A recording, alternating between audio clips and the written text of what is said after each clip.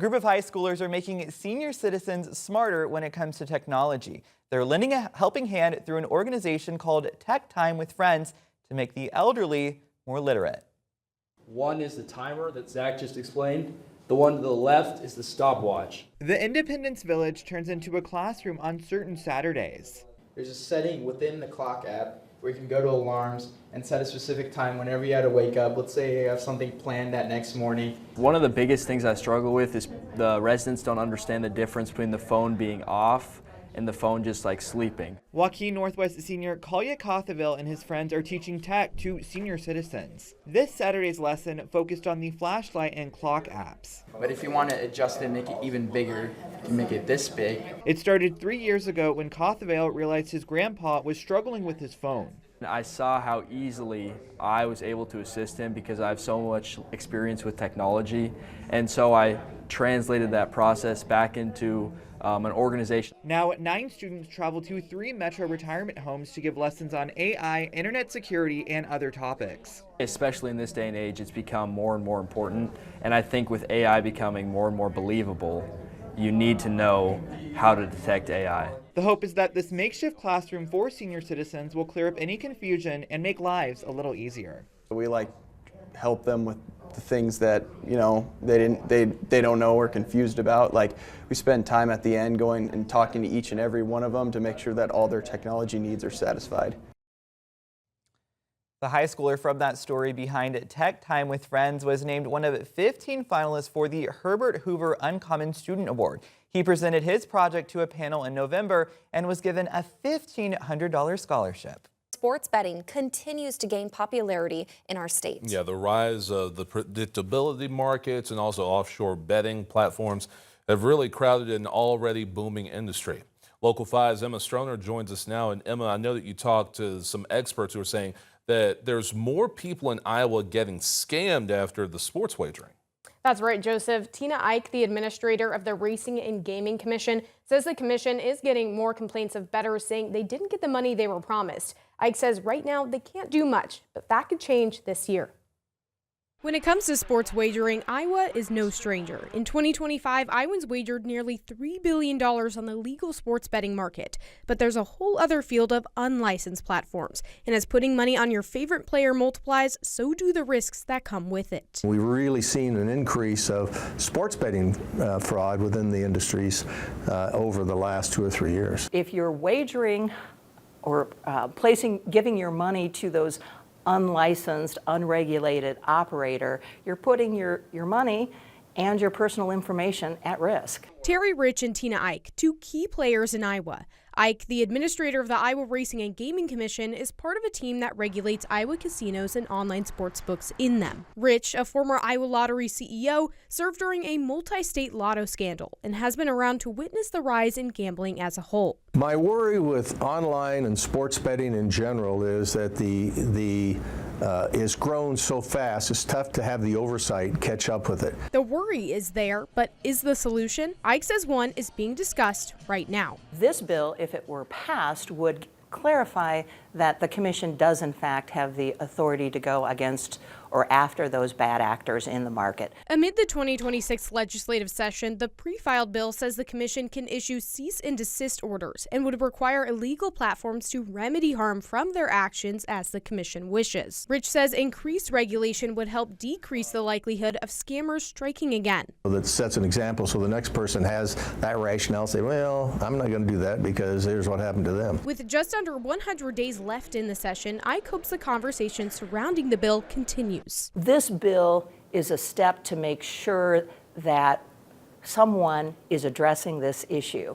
If that someone is the commission, then we have clear authority to go after those bad actors in the state.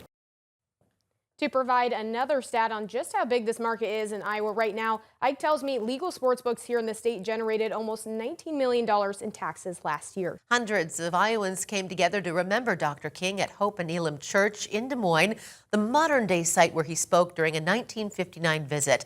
As Local 5's J.D. Snover reports, the day consisted of a bright outlook for the future.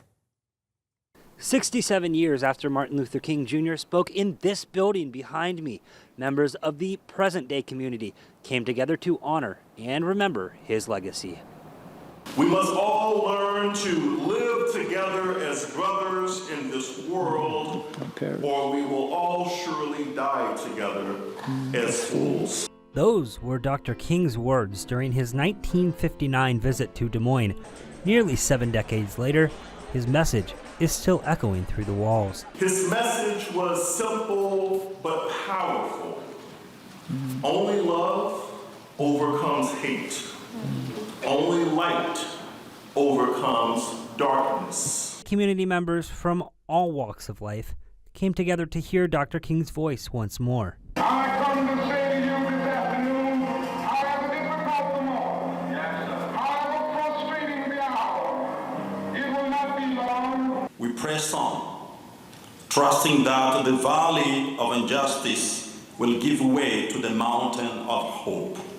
Along with the speeches, the service focused on the values Dr. King preached: unity, resilience, and purpose.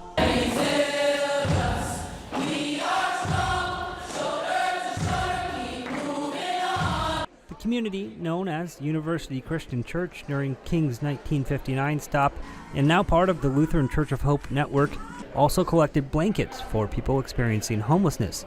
Organizers say the day carried one shared mission. Let justice roll. In Des Moines, I'm JD Snellberg, Local 5 News. People outside in frigid temperatures can experience cold-related illnesses in a matter of minutes. Local 5's Alex Fulton is in studio with things to do to stay safe. Alex. Well, Stephanie, to avoid cold-related illnesses, make sure to cover up any exposed skin and put on multiple layers. Start with a lighter underlayer, then pile on a sweater, a coat, a hat, and a pair of gloves. Wool in particular is one of the best materials to keep warm.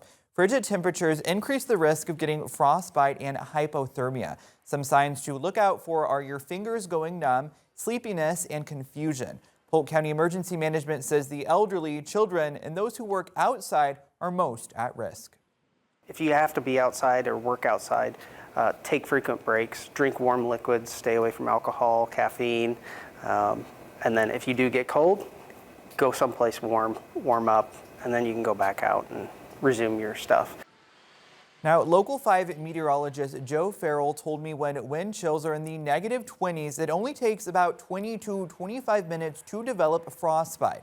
Strong winds can evaporate any moisture on your skin, making your skin directly exposed to those cold conditions. Farrell says historically this is the coldest week of the entire year for central Iowa. This specific week, kind of the third week in January, is typically the coldest time for us climatologically, which is interesting that this year just happens to be right on par with that, with 2 separate Arctic blasts. Another thing to keep in mind is that cold-related illnesses can sneak up on you. One minute you can feel fine, the next you can be experiencing symptoms. According to the CDC in the U.S., just over 1,000 people died from excessive cold or hypothermia in 2023. Most of those deaths took place in January of that year. January is Firefighter Cancer Awareness Month. And for firefighters, cancer is the leading cause of line-of-duty death. Local 5's Emma Stroner talked with local advocates about their efforts. Joins us now in studio. Emma, what does this month mean to Des Moines firefighters? Well, Dana, firefighters here in Des Moines celebrated 2 major wins last year, with one loss signed here in Iowa and another at the White House. While they say these moments were amazing, they're not done raising awareness. For firefighters, January is a special month. It's Cancer Awareness Month. A month fighters like Joe Van Hollen find especially important when this job has cancer rates higher than almost any other. And it took a while for people to realize that. When I was becoming a firefighter, it really wasn't a possibility. Something Brian Stokes found important too, up until he lost his life to pancreatic cancer in 2023. It's really hard when someone asks me about my husband because it's still hard to say that he passed away. Kelly Stokes, his wife, rallied beside Brian as he advocated for the passing of House File 969, a bill signed into law in June of last year, expanding disability coverage for first responders. It was a very bittersweet moment. Really satisfying, but relieving too. A moment that propelled into another. Now, over 20 cancers are federally recognized as part of the line of duty death benefit. The IAFF worked really hard on that. We, as Iowa delegation, have been out in Washington, D.C., working with our senators and representatives to try to bring awareness to them and say, hey, this is really important. Every year, and especially every January, Des Moines remembers not only Stokes, but Malcolm Courtner and Mike Broderick, too. As firefighters and families reflect on recent wins, they say this month is a reminder of not just what they did then, but what they and the community can do now. When Brian was diagnosed, we really didn't have anyone to reach out to. I think people see them as the heroes that go running into the burning buildings and come to the car accidents and things like that when you need them.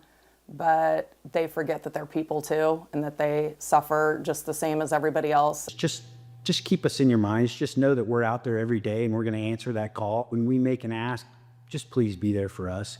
It's super important. It means the world to these families, and it allows them to have just a little bit easier life after the tragedies. A devastating barn fire west of Redfield has left 4 horses dead and a local couple without many of their treasured belongings.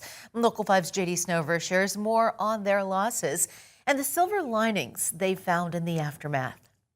Right now, things are fairly quiet on the Cummings property west of Redfield, save for the occasional bleat of a goat or the sound of the wind in the trees. But on Monday, the sound of flames burning down this barn could be heard for miles. Shock. I would say I don't have words. For Devin Cummings, horses have been part of her life for as long as she can remember. But when she and her husband moved on to this property after getting married in October, the big barn felt like a dream come true. So you always ride in facilities like this, but never dream of actually owning them or actually being able to experience it firsthand. But that dream came crashing down on Monday morning when the barn went up in flames. To actually watch it happen to yourself and watch all your dreams and everything that you've built up in this life just completely be gone within a matter of 30 minutes is just indescribable. Her husband Sam grew up in the city. A 1-hour commute and farm chores took some getting used to for him, but he's grown to love the lifestyle. With animals, there's always going to be loss, whether it's natural or any medical issues. It naturally comes with it. Not necessarily to this magnitude. The flames took the lives of 4 of the couple's mini horses. Maggie, Buster, Rocco, and Winston. Yeah. Along with things like Devin's office space, where she could hang around them, and most of their horse supplies. But if there is a silver lining... This is also an opportunity for us to build something that her and I can build together. For now, they're grateful. For the volunteer firefighters who battled the flames in the cold, and for the community helping ensure they'll ride again someday. Near Redfield, I'm J.D. Snover, Local 5 News. In Polk County, for every 100,000 residents, just over 2,600 are diagnosed with cancer each year. For comparison, the national average is 445. Local 5's Alex Fulton went to a cancer town hall where experts gave some insight into what's going on. Alex. Stephanie, leaders of the Iowa Cancer Registry have been traveling to Iowa counties for years to give presentations on cancer. Believe it or not, they've never done one in Polk County, that is, until now.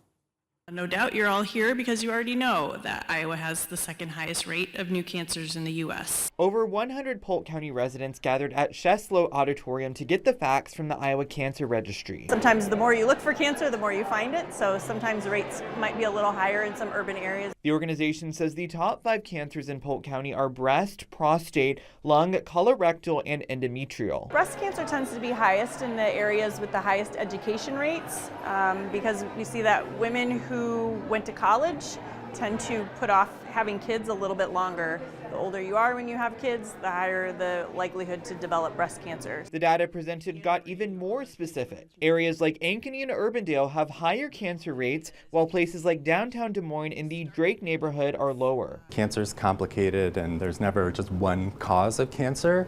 What the Harkin Institute has been looking into in particular is the environmental risk factors of cancer.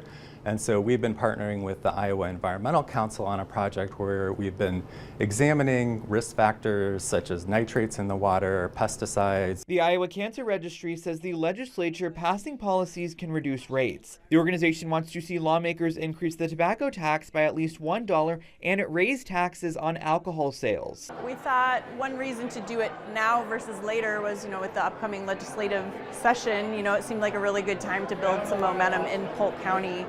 One Iowa school district is now integrating AI into the classroom. And we're not talking about the students. So starting last week, teachers in the Waukee Community School District have a new partnership with OpenAI's ChatGPT. Local 5's Emma Stroner is live in Waukee. And Emma, I think the question that everybody's wondering is, what does this program exactly look like? Yeah, Dana and Joseph, so before this rolled out, Superintendent Dr. Brad Buck said that teachers were getting frustrated when they ran out of free ChatGPT prompts for the day. Now with this new new partnership, they have unlimited access on a model that's specific to the district. Across the globe, artificial intelligence is taking storm. At Waukee schools, you could say the same thing. Why wouldn't we go ahead and provide that access for our staff? Starting January 15th, teachers in Waukee schools have a new optional partnership with ChatGPT, marking the first district in Iowa to do it. The deal entails unlimited access, so they don't run out of prompts at the end of the day. We really want them to write high-quality prompts and do the kind of things that are going to improve the experience for kids in classrooms and hopefully also save them some time. The partnership comes amid a rising integration of AI in schools, and as the use of large language models like ChatGPT rise, so do concerns. Superintendent Dr. Brad Buck says the teachers won't be using the exact mode of ChatGPT that we might be familiar with, and students' data will stay out of the conversation. It's a safer space out in the world of LLMs because it's just designated for Waukee Community School Districts. Aside from worries about safety, there's also concerns about depending on AI. Buck says teachers' ChatGPT use won't be watched. I did receive an email from a teacher from another district that's concerned when they heard that we're using it because they're concerned that it may make teachers rely on the tech. I suppose that's a possible outcome, but I really believe because we are heavily emphasizing the importance of that high-quality teacher in the loop, that the upside of that is going to outweigh concerns on the backside. 6 days into the program, Buck tells Local 5 instructors are excited and predicts other schools will follow. I think, honestly, if you're not in the space of using these tools, you're probably putting yourself in a position where you're going to be behind. We did ask other districts here in the metro where they're at with AI, and all of the ones I spoke with say they're either letting their teachers utilize it in some form or they're starting that conversation. Live in Waukee, Emma Stroner, Local 5 News. A bill that would expand restrictions on how Iowa schools teach topics related to gender identity and sexual orientation has cleared its first hurdle at the State House. The proposal would extend current limits through 12th grade, drawing a packed room of Iowans on both sides of this issue. Local 5's J.D. Snover is live at the Iowa State Capitol with more on what happened during today's subcommittee hearing. J.D. Yeah, Stephanie, that hearing standing room only with testimony from parents, advocates, lobbyists, all of the sorts as lawmakers considered expanding those restrictions in place already for Iowa classrooms. And after the 30-minute time limit was reached for public comment, senators advanced the bill in a 2-to-1 vote. In a packed committee room, shoulder to shoulder, at the Iowa State Capitol, a panel of 3 state senators advanced legislation by a 2-to-1 vote, which would expand restrictions on, quote, gender theory or sexual orientation instruction to grades 7 through 12. It builds on an existing law, which already applies through 6th grade. Not all parents want others to teach children about sexual orientation and gender identity because it, too, involves family religious beliefs. Opponents, who often refer to the proposal as, quote, don't say gay, argue the expansion would increase discrimination against certain students. Every morning before school, I ask my child one simple question. Do you feel safe to go to school today? Not academically safe, not physically safe, not emotionally safe, but simply safe enough to be who they are as a human. But supporters counter that the bill is focused on curriculum, not student behavior.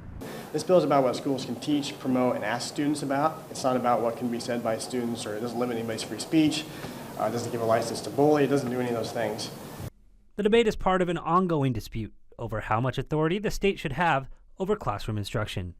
I think Iowans have grown a little bit weary of the distraction and the sometimes very loud and profane distraction that gender theory has brought on. Wouldn't it be lovely if we could get rid of the distraction of this hyper focus on the issue of gender theory and sexual orientation in our public education system? Because it's not a thing. We want to get back to basics. Now, today's subcommittee hearing, just step one in the entire legislative journey for this bill, as it is with any bill. The next stop is at the full committee level before it will go before the full Senate floor, if it gets that far. Now, this hearing, the only point in the process where lawmakers directly interact with their constituents, at least on a public level. Live from the Iowa State Capitol, I'm JD Snowbert, Local 5 News. Well, people in Cerro Gordo County are taking to social media to share reports of ICE in the community. The sheriff's office there has confirmed that at least one ICE agent recently visited the jail. Now, Local 5's Alex Fulton spoke with authorities who want to set the record straight. Alex. That's right, Stephanie. The Mason City interim police chief says he's gotten multiple reports of ICE being in the community, but he, along with other local law enforcement, have only been able to verify one agent's identity.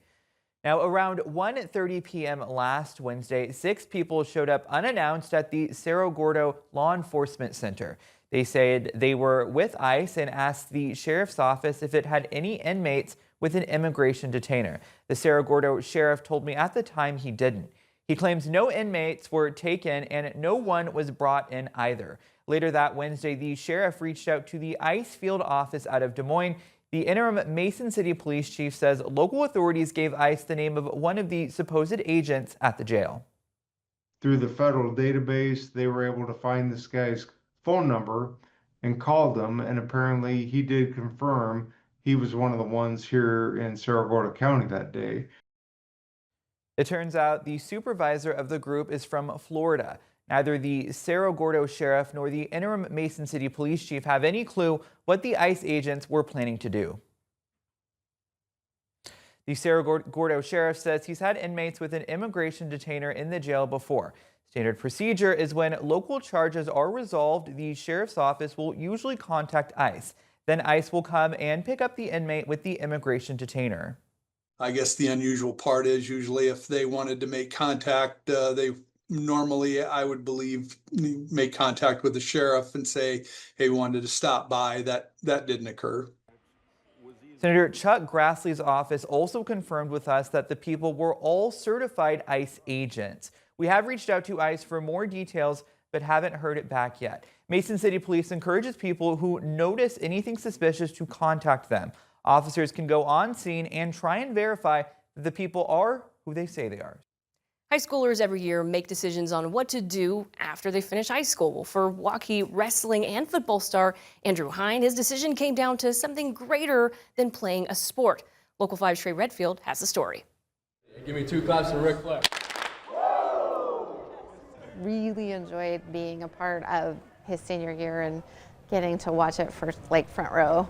He wants it, he's tough, he's gritty. I can go on and on. He's a top 5 heavyweight wrestler in the state and a star offensive tackle. Andrew Hine has checked off all the boxes. These coaches, I wouldn't be as good as I am without them. Plenty of adversity helped me improve, kind of get to the point I am. The past 3.5 years, Hine has shown plenty of grit, both behind me on the mats and on the football field here at Waukee High School. But come a few months from now, duty, honor, and country will come first, as Hine is off to play football at the United States Military Academy.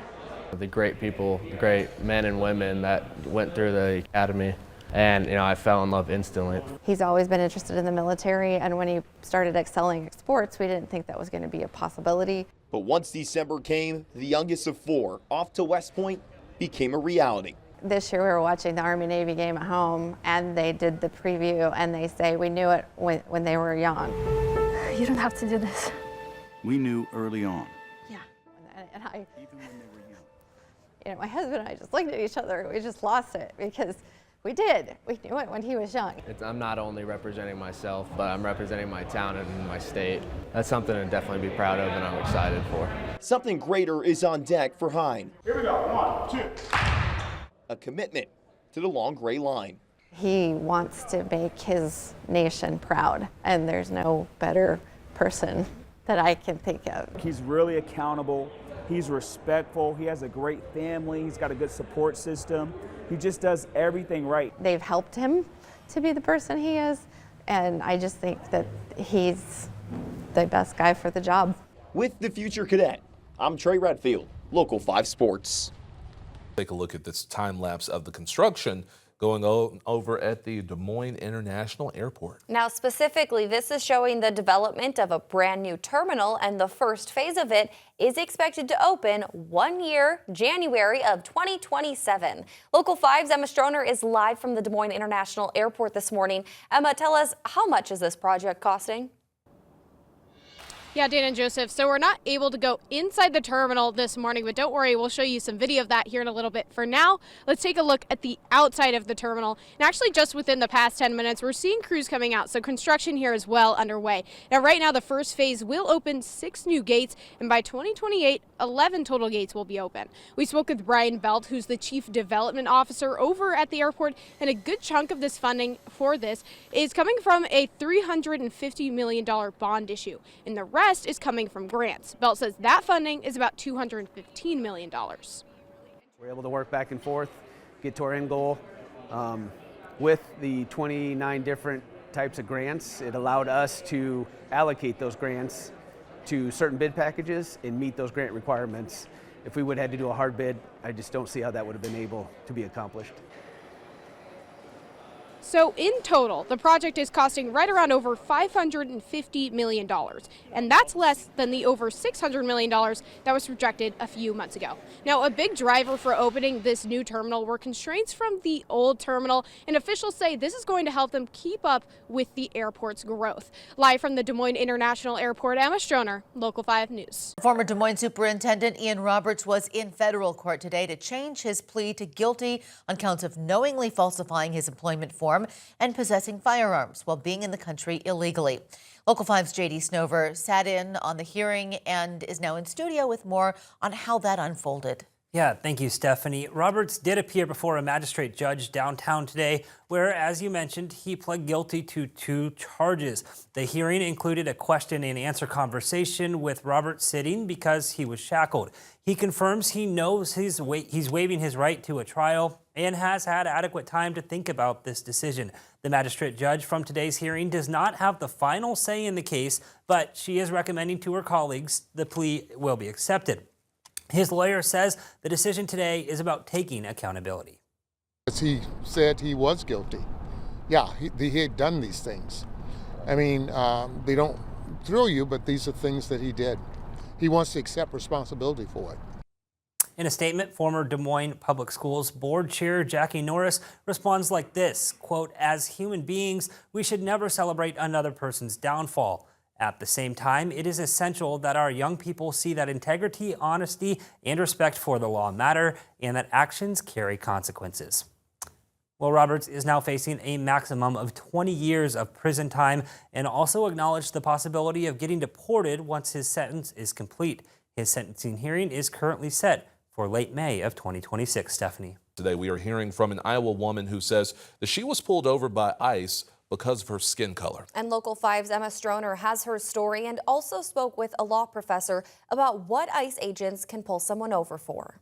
On January 17th, Sada Hernandez says she was going to buy baby formula with her 9-month-old son when she says she got pulled over by 5 ICE agents. They had their guns out, and one of them was pointed at me. The baby was freaking out. I was going to check on him. They wouldn't allow me to. Hernandez then says she showed her social security card and license to the agents. She then says ICE confirmed she was a U.S. citizen, then let her go. Yeah, I was asking them why they would stop me, and they said that they're stopping any suspicious vehicle. Did you ask them, like, why you were considered a suspicious vehicle? They were saying because of the color of my skin. We wanted to get perspective on the situation and talk with a legal expert on what ICE agents can and cannot do when they pull someone over. I talked to Kate Gettle. She's a law professor at the University of Iowa. Gettle tells me that traditionally, officers needed specific facts to pull someone over. Reasonable suspicion traditionally has meant some specific facts about that person, something articulable about that particular person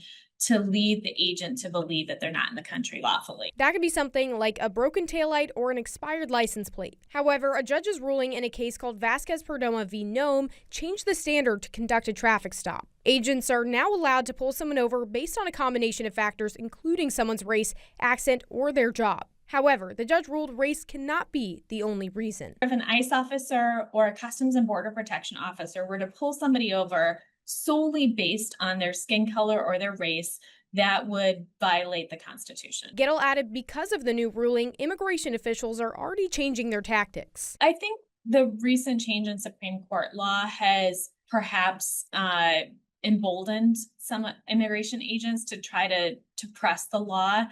And I think until they're held accountable, we might see more of it. And Emma joins us now. And Emma, I know that you've been in touch with ICE about all of this. Have you been able to find out anything? Yeah, so we reached out to multiple contacts on Wednesday, then reached out again after we didn't hear back. Both contacts asked for more details on the encounter, and I responded to those emails. As of this morning, we haven't heard back just yet. Dana and Joseph.